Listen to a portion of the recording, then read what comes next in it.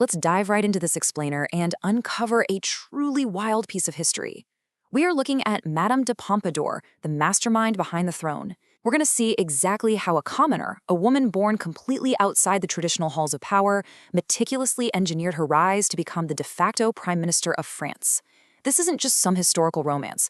It is literally a masterclass in strategy, influence, and just sheer force of will. I mean, ask yourself, who truly ruled France from the shadows before the revolution changed everything?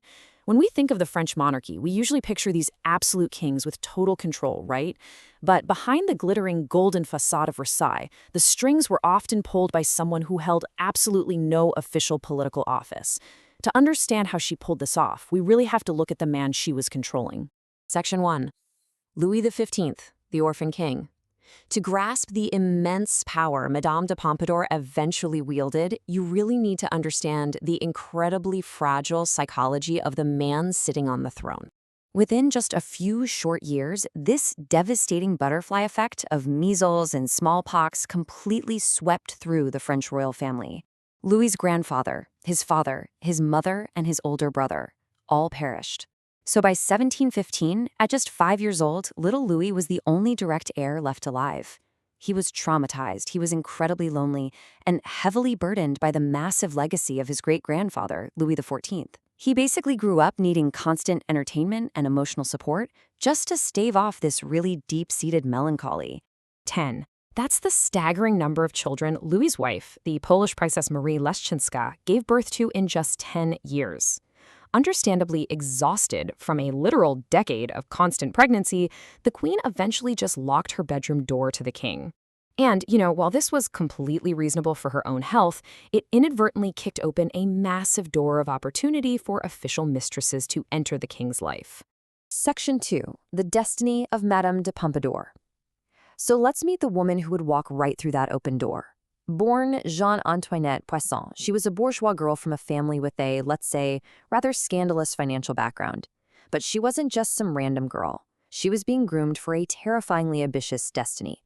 When she was only 9 years old, a fortune teller prophesied she'd win the king's heart. Now, most mothers would probably just laugh that off, right? But her mother and her wealthy guardian took it as absolute gospel. They didn't just educate her, they put her through what was basically an 18th century high-stakes influencer boot camp. They hired top professionals, acting coaches from the Comédie Française to master her poise, professional opera singers to enchant with her voice, and rigorous training in the elite literary salons of Paris so she could master the art of witty, intellectual conversation. She was quite literally engineered to be the absolute perfect companion for a bored, melancholy king. Section 3. The Hunting Games of Versailles. So, how does a brilliantly trained bourgeois girl actually get the attention of an absolute monarch? Well, this is the inciting incident, where she finally puts that perfect training to the test out on the royal hunting grounds. The thing you have to realize is that she couldn't just walk right up to the king. Commoners were strictly forbidden from going anywhere near the royal hunt. But because she lived on an estate right on the edge of the Senart forest, she found a loophole. One day, she'd ride past his hunting party in a bright pink carriage, wearing a striking blue dress. And then the next time, she'd flip it, a blue carriage and a pink dress. She just kept repeatedly crossing his path, breaking strict noble rules just enough to stand out. She became this captivating, colorful mystery to a man who was entirely used to the rigid, predictable etiquette of the court. Their official meeting finally happened at a lavish masked event called the Yew Tree Ball. The king, trying to be all discreet, literally dressed up as a clipped yew tree, basically a hedge.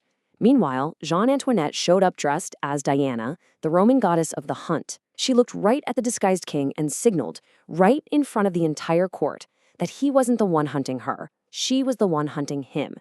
It was witty, it was incredibly daring, and it worked perfectly. She had his full attention.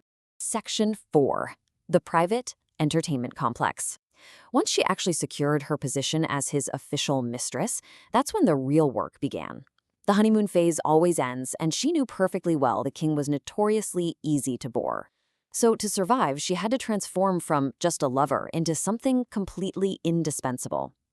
When he was away at war, she didn't just write standard love letters. She wrote 3-part letters packed with romance, juicy Parisian gossip, and actual updates on the war effort, basically becoming his eyes and ears.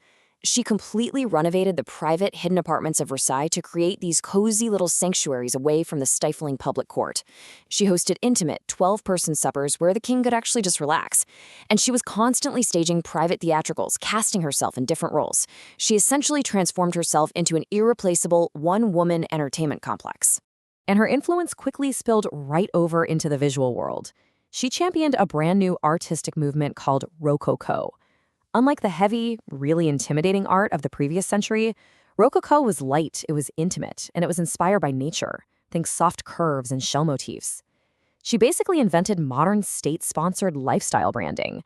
By patronizing artists and redecorating palaces in this style, she turned her own personal taste into a global soft power export for all of France. But a few years in, failing health actually ended their physical intimacy. Now, in the brutal, cutthroat world of Versailles, this really should have been her downfall. Instead, she pivoted brilliantly. She voluntarily moved to a prestigious downstairs apartment, commissioned a statue of herself called Amitié, or friendship, and smoothly transitioned into being the king's ultimate chief of staff.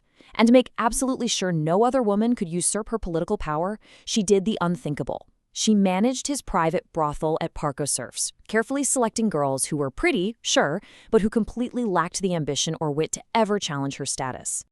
Section 5. The Prime Minister Behind the Curtain.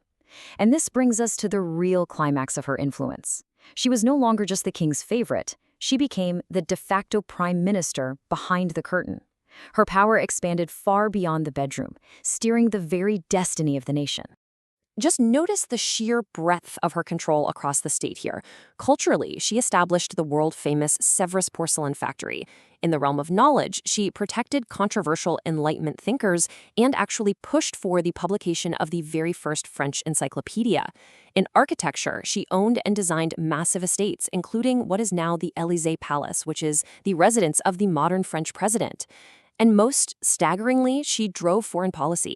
She completely flipped centuries of tradition to ally France with its old enemy Austria, as well as with Russia. She was wielding incredible soft power across literally every facet of the state. However, that specific foreign policy alliance led France straight into the disastrous 7 Years' War against Britain and Prussia. France suffered humiliating defeats, losing massive territories, including Canada and parts of India. When the devastated king came to her, her chilling and now famous response was simply, "Après nous, le déluge," after us, the flood. She knew the foundations of the kingdom were cracking, but she essentially advised the king not to dwell on the impending disaster. Section 6. Cracks to revolution. And those cracks would only widen. As we head to the final resolution of our explainer, we get to see her ultimate revenge and a pretty devastating piece of historical irony that she left behind. Even as she lay dying of tuberculosis, she executed one last massive deathbed gambit. For years, the extremely conservative Jesuit order had attacked her, using religion to publicly shame her and even deny her communion. At the same time, the French Parliament, which was pushing for more secular power, really wanted the Jesuits expelled. So, in her final days, Pompadour used every ounce of her remaining influence to manipulate the hesitant king into siding with Parliament, ultimately expelling her religious enemies from the entire country. But here is the profound, unintended consequence of that revenge.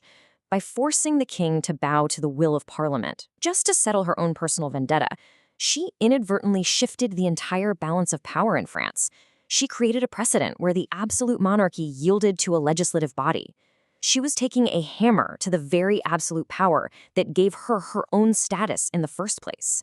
Which leaves us with this final, really provocative thought. By transforming the monarchy from an unshakable institution into one that could be manipulated by mistresses, defeated in costly foreign wars, and literally forced to bow to Parliament, did Madame de Pompadour's brilliant playbook for personal survival ultimately drown the kingdom? Did this mastermind behind the throne inadvertently light the fuse for the French Revolution? It is a truly fascinating question to ponder. Thanks for joining this explainer.